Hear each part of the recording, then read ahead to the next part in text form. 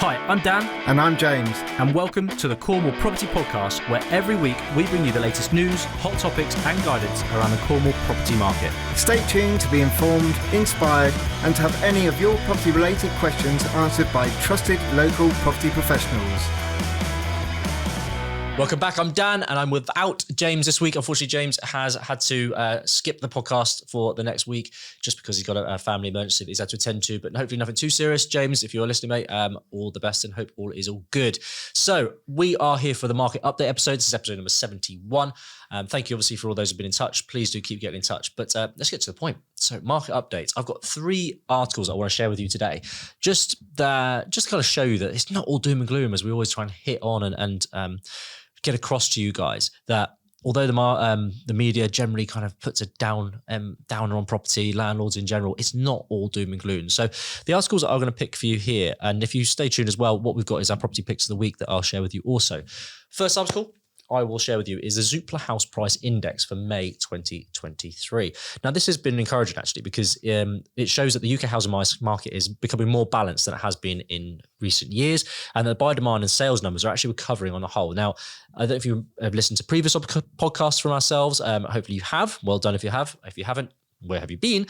But we've been emphasising the point that there's going to be people are from day one of this year. People are expecting big negative figures in the property market as a whole.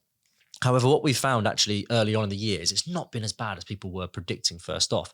So this article and this index here provided by Zoopla goes on. The key takeaways are that demand continues to recover as new sales rises. So the number of new sales is rising on the platform, which is encouraging. So more properties are becoming available on the market.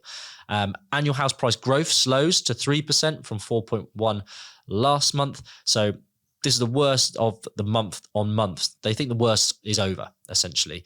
So fingers crossed that can continue. First-time buyers were the largest buyer group in 2022, and they look set to become a strong force again for sales this year. So again, what we're finding here is, although the high-end properties are becoming very, very expensive and difficult to kind of obtain at the figures they are with the interest rate changes and things like that, the lower end of the market, in terms of the 1 beds to 2 beds, they are far more achievable monetary wise.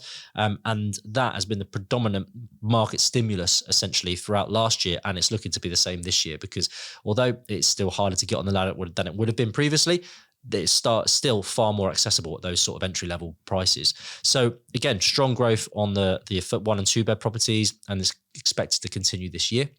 And the income first-time buyers, so the income first-time buyers need to buy a 3-bedroom house has increased by £7,000 since 2020. So again, that kind of goes into, as I said, the first-time buyer market is becoming more buoyant, but it's still a lot harder to get in that market than it was previously. As we all know, the cost of living, interest rates, all of these things are playing a factor. But what do we know? People still need homes. So the demand is still there, hence why people are still prepared to pay it because it's the only way they can get on that ladder. And generally with the rates people are seeing now rents wise, with that continuing to increase, it's probably in some cases cheaper to get a mortgage than it is actually to pay your rent. So again, encouraging figures overall. People are still buying in the right areas. But obviously it's going to cost a little bit more to get on that ladder. And the housing market is more balanced than for some years, and there could be more than 1 million sales in 2023 if the current trends continue. So some interesting figures there from Zoopla. And if you want to have a look at that article and that index yourself, their links are in the show notes. So the second article I'm going to fly over to you guys is how house prices rise by 0.5% after 7 months of consecutive falls. So it's always the way with articles in property. It all depends on where you're getting your information from, the source of that information. Different lenders will give you different information and different figures. It's so important that you get a varied view of this because some lenders will get all their figures from just their mortgages, other lenders or surveyors, perhaps, Savills, for example, agents wise. Everyone gets their information from different places, but it's so important that you get a varied look because if you just focus on one type of article or a lender that's giving you that information, it can be quite narrow-minded and not quite the full picture as such. But on this article here that I've got and is in the show notes, it says again, house prices rise by 0.5% after 7 months of consecutive falls.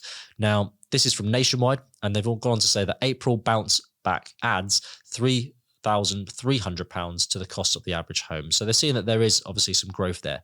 So this essentially means that the average house price in the UK is now £260,000 £258,000, which is a set up from 257,000 in March. So again, this is the nationwide house price index. Again, there are others out there. Do your homework, but in essence, it's positive news, isn't it? It's not as doom and gloom as people were making out and expecting earlier on in the year. So house prices are 4% below their peak in August 2022, and they're down 2.7% annually. But with regards to where we've been in the recent months, it's a positive figure, and compared to where the predictions were, I think it's a good view of where we're going with the market this year. And the final article I'm going to share with you today is the article headline is "Asking Price of Properties Popular with UK First-Time Buyers Hits Record." So as I kind of highlighted within the Zoopla article earlier on, Rightmove have produced a very similar report in that they're actually saying that the portal reports that the average asking price for properties popular within first-time buyers, so such as the 1 and the 2 bed houses or apartments, they've hit a record price now of £224,000 on average last month. Now, that is 2% higher than a year ago, even though higher mortgage rates have made homes obviously less affordable. People are still, as I say, buying and wanting these types of properties. So the first-time buyer section of the market appears to be outpacing the rest, Rightmove have gone on to say, with sales now 4% higher than in March 2019, while the second stepper sector, they call it, remains 4% behind this. And the top of the ladder sales are about 3% behind again. So again, the market is moving. It is not just standstill. People are not purchasing. No, they are purchasing. What you're obviously seeing is it's that ladder step, that the demand is there at the lower level. It'll slowly start to peter out, but people are still buying. There's still demand. As I said earlier, people need housing. So I don't think there's anything to be worried about there.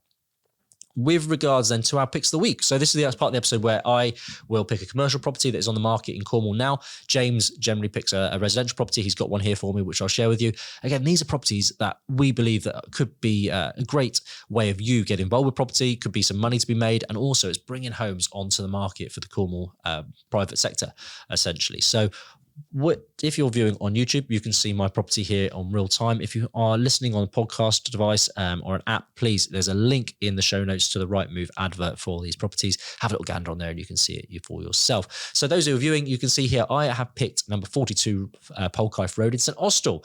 So this is on with Miller Commercial. It's up for 365,000, literally was up last week. And it's a great size property. It's in a great area as well, really, really accessible for many reasons. It's quite a lot larger than you'd anticipate and actually think it would be. So as you can see, there's parking, priceless parking, currently commercial. There's scope to mixed use it, so you could turn upstairs into residential. There's some great features, as you can see in some of the images. The floor plan, as you those regular listeners know that I like to see, a good floor plan, but the ground floor is a vast size. You maybe get 1, maybe 2 apartments in it with a change of use on the ground floor, and upstairs, similarly, you get a real nice 2-bedroom apartment up there. The beauty is that you've got parking as well, and it is very, very accessible. There's scope to extend potentially. You can see here as well that the neighbouring properties have come out in all sorts of shapes and sizes and angles. There's no reason why I don't believe it is listed or there's any conservation issues in the area. But again, just think there's a really nice opportunity there. Generous sized plot, as they've said it here in the advert, parking for 9 cars. So great option there to potentially add some value, bring some housing to the market. Miller Commercial, very, very helpful agent. Definitely recommend. If those of you who've listened, you remember Tom Smith, who was on recently. He's from Miller Commercial as well. Get in touch, have a little look at you. I think it could be a nice opportunity. Again, it's only been on the market for a week or two, so whether or not you're going to get a much below that asking price at this moment in time, maybe not. They're not as motivated, but I think it still is worth seeing because you see the size of the plot here on the satellite kind of view. Definitely worth having a little gander. So the second property that James has picked up for us is a residential property, and it's in Camborne. So this property, again, its property is empty. It's a bit dated. There's areas to add value. And it is actually, for those who are listening, wondering what it is, it's a 2-bed end terrace cottage. So nice stone face cottage, looks very pretty from the outside. You've got side access to the rear as well, which is always preferable. There's a lovely large garden area. Again, very dated. Could do with general modernisation throughout. What other things I would look at and advise here? I'm thinking here, how can I add some extra value other than just cosmetically? So I'll always go to the floor plan, just have a quick look on the general layout.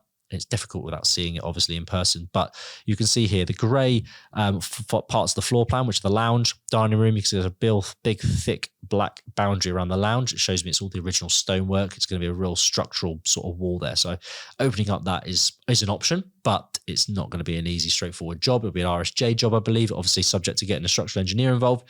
And again, you've got the shower and the bathrooms all downstairs. Not preferable really for the kind of modern living. So where am I thinking here? If you look on the top floor number 2, you can see the 2 bedrooms. I don't think there's a lot you can do up there, but the bit that I kind of think there might be some options to look at are maybe extending over the current downstairs kitchen area. Could you extend that upstairs as well to make further accommodation? Might be that at the top of the stairs here, you could bring a staircase or platform over to this side of the building, new extension out the back here, and you could add a bathroom up here then, which then opens up downstairs, living, really nice open plan living accommodation and kitchen area. Could be a nice little bonus there for me, I think, as a family home. But you've got to always ask the question, can you justify that sort of work? Is it really adding value to the property? And in turn, will you be able to charge higher rent if that was the case? So always seek professional advice for any of that sort of stuff. But I do think there's options there. There's not a back rear elevation image on here. So I've got all that, again, just making assumptions from the floor plan. But highly recommend a viewing if there's something of interest. So the guide price on this one is $150,000 and it is on with Map Estate Agents. Again, it's not been on, I think it's been on for a week or two. Say end terrace, lounge, separate dining. It's also got a garage, external garage as well, which is quite a benefit actually at this in this location. So yeah, I think it's a good opportunity for someone maybe to get their teeth into, have a little look around and add some big value there. You can see they've got electric heaters throughout.